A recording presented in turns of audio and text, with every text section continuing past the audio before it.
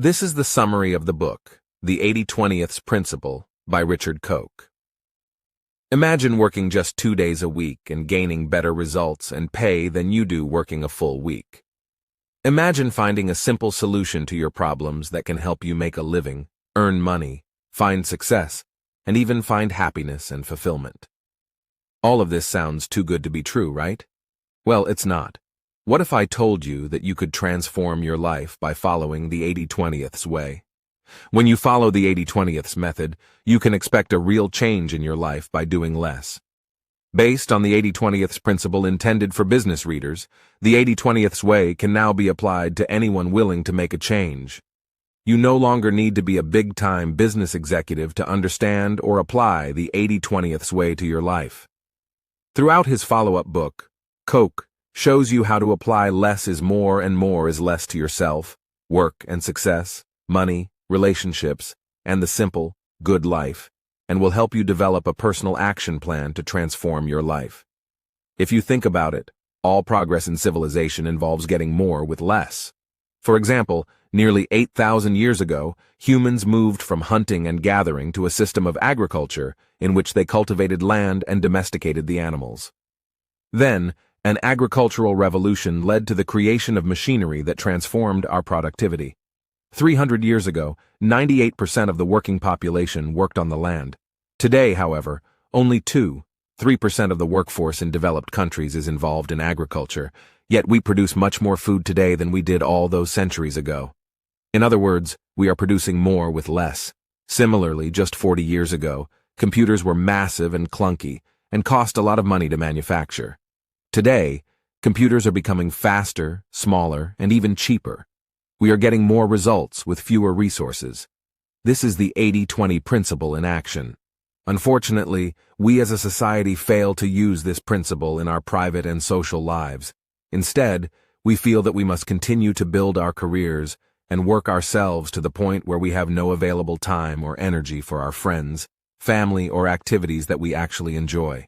So how can we use the 80/20 principle in our daily lives? The first step might be as simple as pausing and asking yourself, how can I get more with less in this project? What few things could I focus on that will generate the bulk of the benefits from this project? Here's where personal time management skills will unleash the power of the 80/20 principle. When you realize that there is no such thing as too little time, you can begin to organize yourself to be your most productive. For instance, when you're in the zone, you can accomplish in just a few hours what would have usually taken days, weeks, or even months. Say you are self-employed and give yourself just 2 days to work on a project that would normally take a week. If you give yourself an entire week, you might find yourself procrastinating and working on things that are just a waste of time. If you spend just 2 days a week on your most valuable activity, you should be able to get 160% of the value that used to take 5 days to generate, and still have 3 days left over to do what you want. When it comes to the 80/20 principle, there are 3 steps to make dramatic improvements in your life. Like you would a vacation, first, you have to choose a destination. Ask yourself where you want the 80/20 principle to take you. Your destination should be a place that reflects what you truly care about. So begin by reflecting on what part of your life is most important to you. To see this in action, we can take a look at Steve, a restaurant owner in Cape Town, South Africa. Steve decided that he wanted to start living an 80/20 life, so he began by identifying the professional and personal areas he wanted to focus on. The most important things for him were starting a business, focusing on hospitality, and then working on his rock music and teaching. Steve's destinations were clear to him, so the next step was to find the best route to get there. Finding a route may seem overwhelming at first, as there are several routes to just one destination. Therefore, it's important to figure out a path that will get you there the fastest. Koch's rule of thumb is that the optimum 80/20 route will be the one that is the most fun and least worrisome. Perhaps your destination is finding success as a salesperson. You could take several routes to achieve this goal, including taking classes, finding a mentor, getting an entry-level job, and more. Your job, however, is to find a route that will offer the best results. So if you aren't good at school, don't go that route and get a mentor instead. Your final step is to take 80/20 action.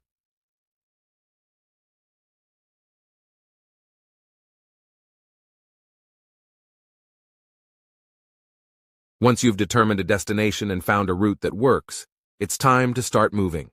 Take advantage of every opportunity, and once you take action, your life will be transformed for the better. Koch advises, find the route to transform your life so you get more results with less worry and less effort. Then act, and be open to the great luck that the universe will try to bestow on you. When you've discovered and selected the authentic parts of yourself and make them work smoothly and easily, you'll be unique, highly valuable, and yes, very happy too. When we think about life, we tend to dwell on the concept of time. We hate wasting it. We never feel like we have enough of it. And more importantly, we can never get it back. Even worse, why do we feel as if time flies when we are having fun, but drags on when we are bored or working? But what if we could switch them? If we make the good times long and the bad times short, we revolutionize our lives. So how can you do this? Find your happiness islands. Happiness islands are the small spaces of time when we are at our happiest. So think about the last time that you were truly happy, then think about all the times before that. What does each of these moments have in common? Were you with a particular person, in a special place, or doing a particular activity? What are the common themes? Next, it's time to figure out how to multiply the amount of time you spend on your happiness islands. For instance, perhaps your happiness islands make up 20% of your time. So how can you increase that to 40, 60, or 80%? If 80% of your time leads to only 20% of your happiness, then which activities can you cut to free up your time for things that make you happy? There are many activities that we partake in that don't make us happy. For example, surveys of people watching television reveal that very few people are happy after watching hours of TV. In reality, they feel mildly depressed.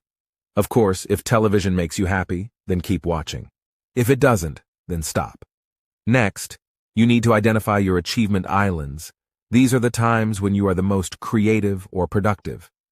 Identify the times in the past week in which you were the most productive, or when you achieved more in just a few minutes and added value to yourself or others. Perhaps you are most productive when doing a particular activity, or when you are working with a specific person, or even at a specific time or place.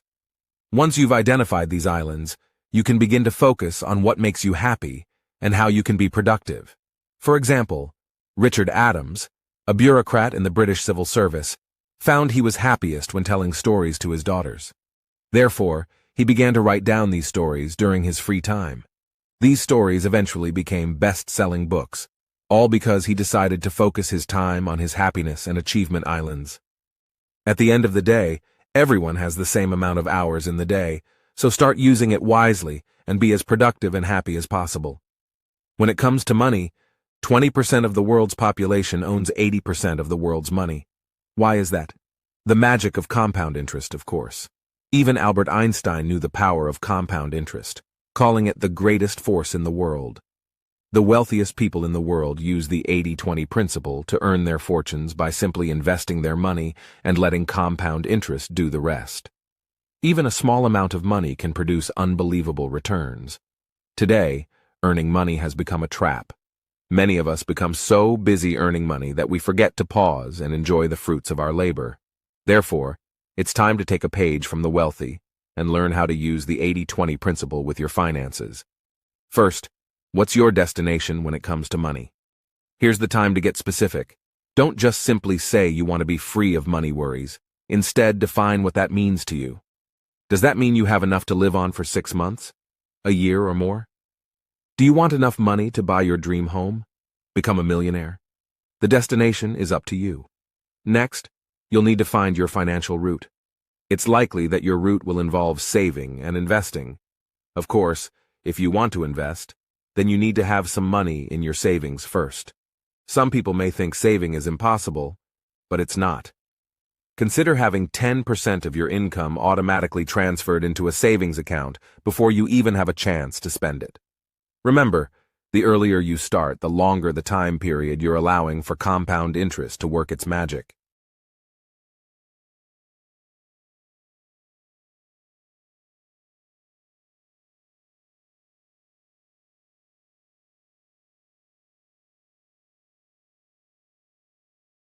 Let's take a look at Steve and Helen, who used the 80/20th principle to buy a $60,000 apartment. Together, their annual income was $78,000, and they lived paycheck to paycheck, making it seemingly impossible to save money. Instead, they automatically transferred 10% of their paychecks into a savings account. Steve and Helen set a destination, found a route, and took action. In the end, they reached their goal, and after 6 years, the couple saved $66,000. Not only were they able to buy the apartment, but they were also able to fix some repairs. Think about the relationships in your life. In what area are they thriving? More importantly, how could they improve?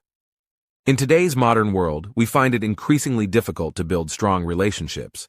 We are too busy to give the time and effort that relationships need to be successful.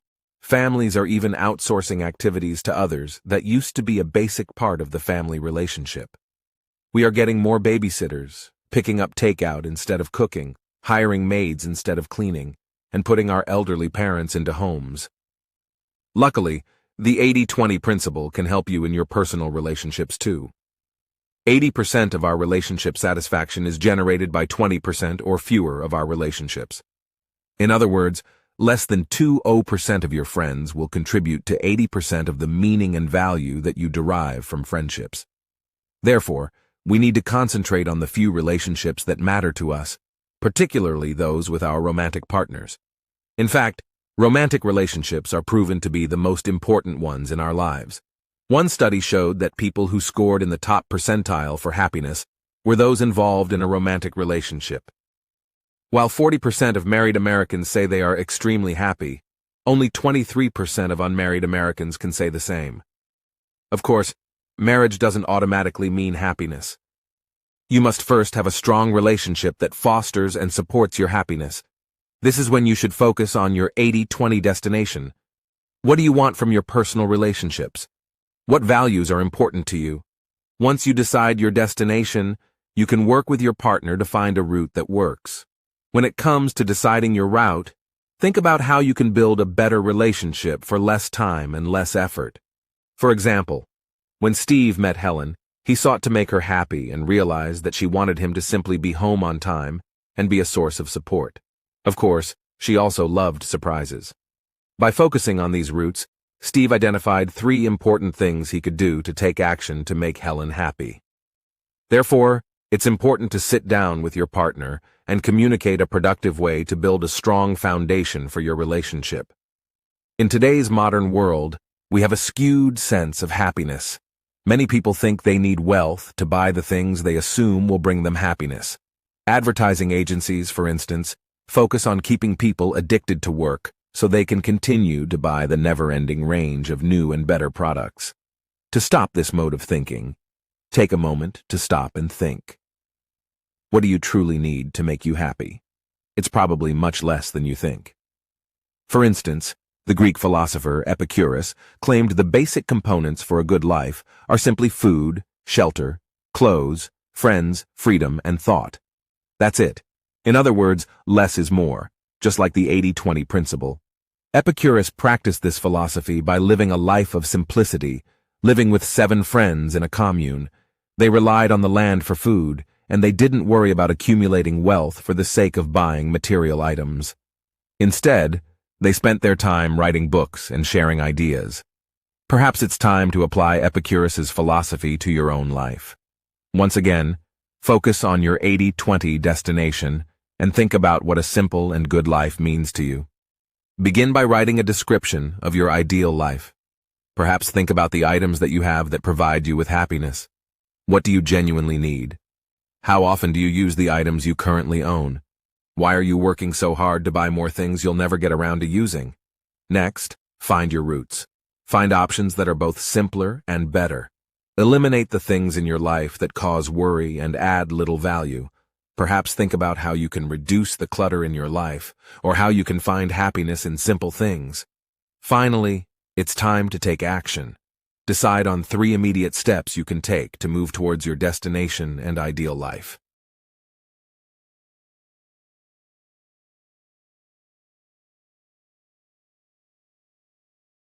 Let's take a look at Anne, a successful account executive in advertising. Her job paid her well, but but she was always exhausted and stressed. Tired of being unhappy, Anne quit her job and moved from a huge apartment into a one-room studio. While her parents didn't support her decision to quit her high-paying, secure job for a life of painting, Anne ignored the critics and did what she loved. Eventually, she began to sell her paintings for good money. At the end of the day, Anne knew her destination and took the necessary steps to get there. She opted for a simpler life and ended up finding happiness and success. In conclusion, the 80/20th principle says that 80% of what we want comes from only 20% of what we do. Unfortunately, many of us believe the opposite is true. We believe that if we work hard enough, we'll eventually find happiness. But happiness shouldn't come from the amount of money we have or the things that we buy. Instead, happiness comes from investing our time in what makes us happy. To truly find happiness, we can follow the 80/20 principle's 3 steps. Determine a destination, find the best routes, and take action. We can apply these steps in every area of our lives, including our finances and personal relationships. Once you make a plan and start putting the 80/20 principle in action, you'll begin finding success and happiness simply by doing less.